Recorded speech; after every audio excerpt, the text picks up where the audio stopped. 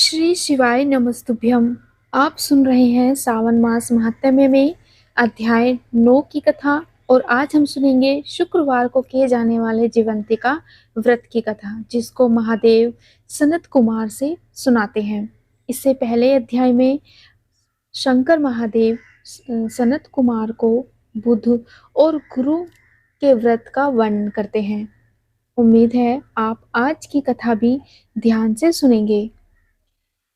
शंकर कहने लगे, हे सनत कुमार, इसके बाद अब मैं शुक्रवार व्रत का आख्यान करूंगा, जिसे सुनकर मनुष्य संपूर्ण आपदा से मुक्त हो जाता है। लोग इससे संबंधित एक प्राचीन इतिहास का वर्णन करते हैं। पांडव वंश में उत्पन्न एक सुशील नामक राजा था।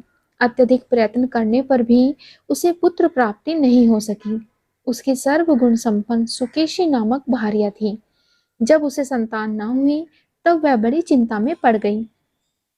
तब स्त्री स्वभाव के कारण अति साहस युक्त मन वाली उसने मासिक धर्म के समय प्रत्येक महीने में वस्त्र के टुकड़ों को अपने उदर पर बांधकर उदर को बड़ा बना लिया और अपनी प्रसूति का अनुकरण करने वाली किसी अन्य गर्भिणी स्त्री को ढूंढने लगी। भावी देवयोग से उसके पुरोहित की पत्नी गर्भिणी थी। तब कपट करने वाली राजा की पत्नी ने किसी प्रसव कराने वाली को इस कार्य में लगा दिया और उसे अकेले में बहुत सा धन देकर वह रानी चली गई। उसके बाद रानी को गर्भिणी जानकर राजा ने उसका पुंसवन और अनवलोभन संस्कार किया।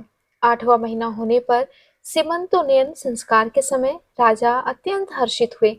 इसके बाद उस पुरोहित पत्नी का प्रसव काल सुनकर वह रानी भी उसी के समान सभी प्रसव संबंधी चेष्टाएं करने लगी। पुरोहित की पत्नी चूंकि पहली बार गर्भवती थी, इसलिए प्रसूति कार्य के प्रति वह अनभिज्ञ थी और केवल प्रसव कराने वाली दाई के ही कहने में स्थित थी। तब उस दाई ने पुरोहित पत्नी के साथ छल करते हुए उसके नेत्रों पर पट्टी बांध दी और प्रसव के समय उसके पैदा हुए पुत्र को किसी के हाथ से रानी के पास पहुंचा दिया। इस बात को किसी को भी नहीं पता चला। उसके बाद रानी ने उस पुत्र को लेकर यह घोषित कर दिया कि मुझे पुत्र रत्न की प्राप्ति हुई है। इन सब के बाद दाई ने पुरोहित की पत्नी की आंखों पे से पट्टी खोल दी। दाई अपने साथ मांस का एक पिंड लाई थी और उसने वह उसे दिखा दिया। फिर उसके सामने आश्चर्य और दुख प्रकट करने लगी कि यह कैसा अनिष्ट हो गया और कहने लगी कि अपने पुरोहित पति से इसकी शांति जरूर करवा लेना। इसके बाद कहने लगी कि संतान नहीं हुई तो कोई बात नहीं, पर तुम जीवित हो यह अच्छी बात है। इस पर पुरोहित पत्नी को अपने प्रसव के स्पर्श चिंतन से बहुत संदेह हुआ। ईश्वर बोले कि राजा ने पुत्र जन्म का समाचार सुन जातकर्म संस्कार कराया और ब्राह्मणों को हाथी, घोड़े तथा रथ आदि प्रदान किए। राजा ने कारागार में पड़े सभी कैदियों को प्रसन्नतापूर्वक मुक्त करा दिया। उसके बाद राजा ने सूतक के अंत में नामकर्म तथा अन्य सभी संस्कार किए। उन्होंने पुत्र का नाम प्रियव्रत रखा। हे सनत कुमार, श्रावण मास के आने पर पुरोहित की पत्नी ने शुक्रवार के दिन भक्ति पूर्वक देवी जीवंतिका का पूजन किया। दीवार पर अनेक बालकों सहित देवी जीवंतिका की मूर्ति लिखकर पुष्प तथा माला से उनकी पूजा करके गोधूम की पीठी के बनाए गए 5 दीपक उनके सम्मुख उसने जलाए और स्वयं भी गोधूम का चूर्ण भक्षण किया और उनकी मूर्ति पर चावल फेंका और कहा कि हे जीवंती, हे करुणामयी, जहाँ भी मेरा पुत्र विद्यमान हो, आप उसकी रक्षा करना। यह प्रार्थना करके उसने कथा सुनकर यथाविधि नमस्कार किया। तब जीवंतिका की कृपा से वह बालक दीर्घायु हो गया और वे देवी उसकी माता की श्रद्धा भक्ति के कारण दिन रात उस बालक की रक्षा करने लगी। इस प्रकार कुछ समय बीतने पर राजा की मृत्यु हो गई। तब पितृभक्त उनके पुत्र ने उनकी परलौकिक क्रिया संपन्न की। इसके बाद मंत्रियों तथा पुरोहितों ने प्रियव्रत को राज्य पर बिठाया। तब कुछ वर्षों तक प्रजा का पालन करके तथा राज्य भोग कर वह पितरों के ऋण से मुक्ति के लिए गया जाने की तैयारी करने लगा। राज्य का भार वृद्ध मंत्रियों पर भक्ति पूर्वक सौंपकर और स्वयं के राजा होने का भाव त्याग कर उसने कार्पटिक का भेष धारण कर लिया और गया के लिए प्रस्थान किया। मार्ग में किसी नगर में किसी गृहस्थ के घर में उन्होंने निवास किया। उस समय उस गृहस्थ की पत्नी को प्रसव हुआ था। इसके पहले छठी देवी ने उसके 5 पुत्रों को उत्पन्न होने के 5वें दिन ही मार दिया था। यह राजा भी उस समय 5वें दिन ही वहां गया हुआ था। रात में राजा के सो जाने पर उस बच्चे को ले जाने के लिए छठी देवी आई। जीवंतिका देवी ने उस छठी देवी को यह कहकर रोका कि राजा को लांघकर मत जाओ। तब जीवंतिका के रोकने पर वह छठी जैसे आई थी वैसे ही चली गई। इस प्रकार उस गृह स्वामी ने उस बालक को 5वें दिन जीवित रूप में प्राप्त किया। तो ये लोग इतने प्रभाव वाले हैं, यह देखकर उस गृहस्थ ने राजा से प्रार्थना की कि हे राजन, आपका निवास आज के दिन मेरे ही घर में हो। हे प्रभु, आपकी कृपा से मेरा यह छठा पुत्र जीवित रह गया है।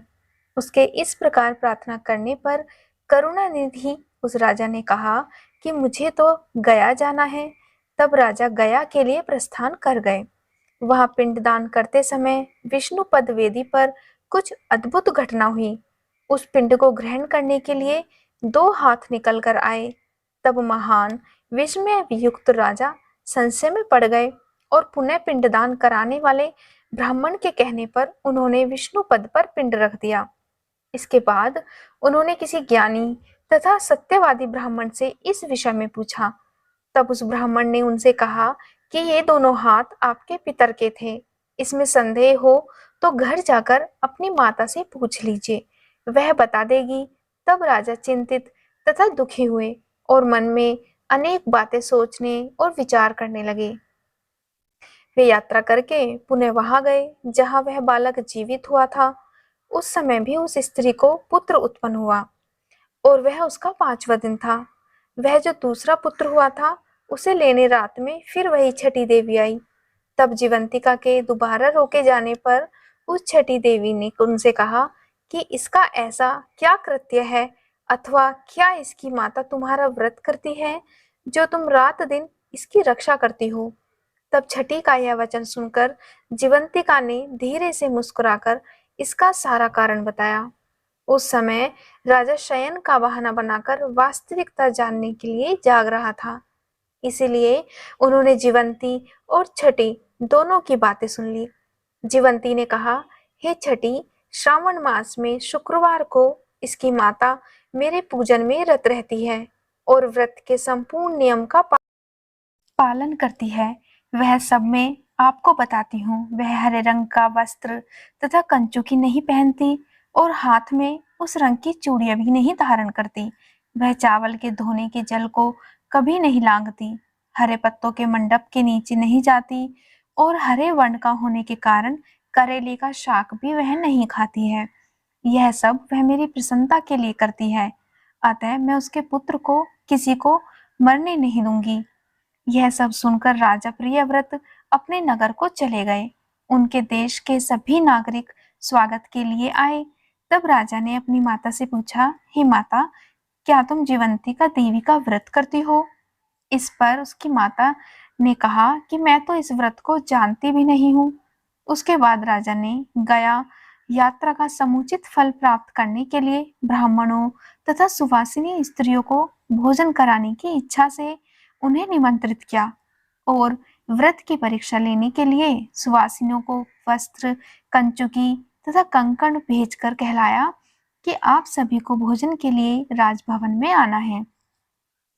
तब पुरोहित की पत्नी ने दूत से कहा कि मैं हरे रंग की कोई भी वस्तु कभी ग्रहण नहीं करती हूँ।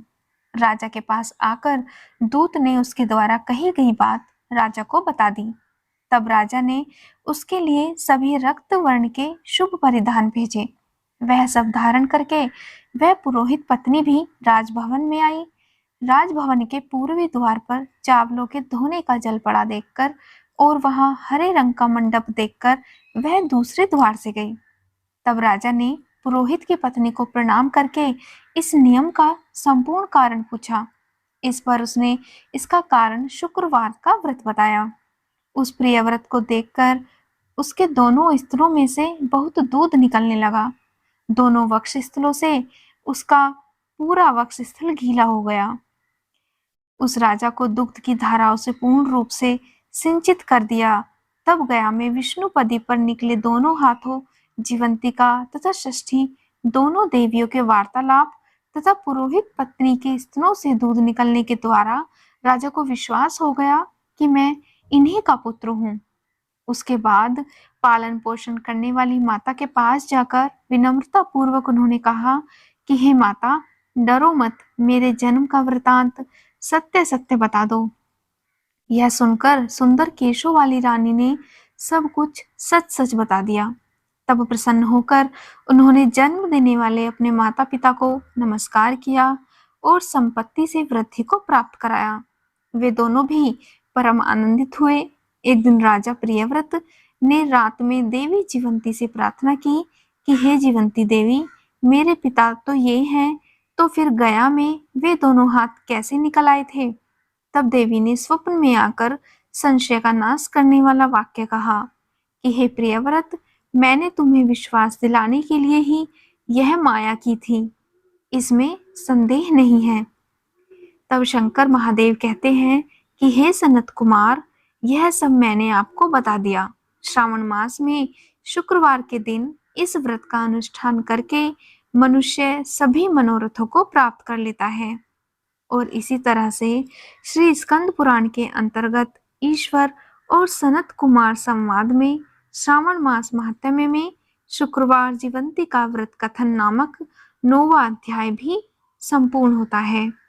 उम्मीद है आपने 9वां अध्याय भी ध्यान से सुना होगा। इससे अगले अध्याय में हम शनिवार को किए जाने वाले कार्यों का वर्णन किस प्रकार शंकर भगवान सनत कुमार से करते हैं सुनेंगे। जय भोलेनाथ।